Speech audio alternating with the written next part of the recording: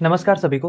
तमिलनाडु की सियासत में फिर से एक बारी हंगामा शुरू हो गया है। बीजेपी और एआईएडीएमके ने हाथ मिला लिया 2026 के विधानसभा चुनाव के लिए। लेकिन ट्विस्ट इसमें और भी है। बीजेपी के फायरब्रांड लीडर कहे जाने वाले के अन्नामलाई को तमिलनाडु यूनिट का प्रेसिडेंट पद छोड़ना पड़ा। तो माजरा क्या है, इसको समझते हैं। पहले थोड़ा फ्लैशबैक में चलते हैं। तमिलनाडु में बीजेपी और एआईएडीएमके पहले भी गठबंधन में थे।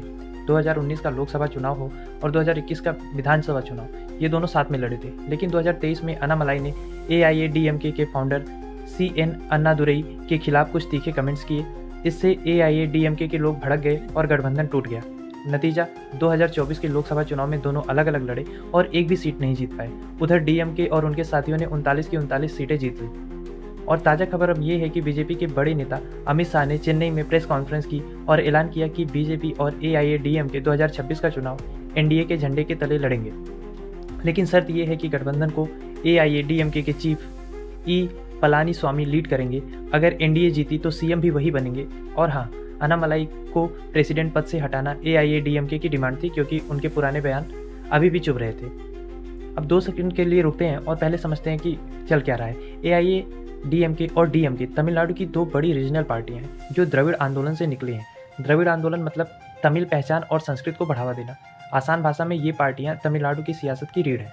तो अब सवाल ये है, इस गठबंधन का क्या होगा? बीजेपी को फायदा ये कि एआईएडीएमके के मजबूत कार्यकर्ता और वोट बैंक से उनकी ताकत बढ़ेगी। तमिलनाडु में बीजेपी का अभी सिर्फ 4 एमएलए है, तो वो अपनी सीटों को बढ़ाना चाहते हैं। दूसरी तरफ एआईएडीएमके को केंद्र से फंड और सपोर्ट मिलेगा, क्योंकि बीजेपी वहाँ सत्ता में है।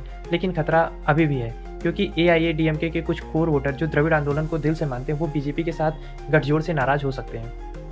आगे की राह उतनी आसान नहीं होने वाली है। सीट बंटवारे पर अभी बात नहीं हुई है। 2021 में बीजेपी ने सिर्फ 20 सीटों पर चुनाव लड़ा था, लेकिन अब वो ज़्यादा मांग सकते हैं। दूसरा, डीएमके अभी तमिलनाडु में सुपर स्ट्रांग है। उनके पास 234 में से 159 सीटें हैं। ऊपर से हिंदी इम्पोजिशन और गवर्नर के बिल रोकने जैसे मुद्दों पर डीएमके जनता के बीच सेंटिमेंट भुना रही है। तो आप इस बारे में, इस सियासत में जो बदलाव हुआ है, इसके बारे में क्या सोचते हैं? अपनी राय कमेंट बॉक्स में हमें ज़रूर बताइए। धन्यवाद।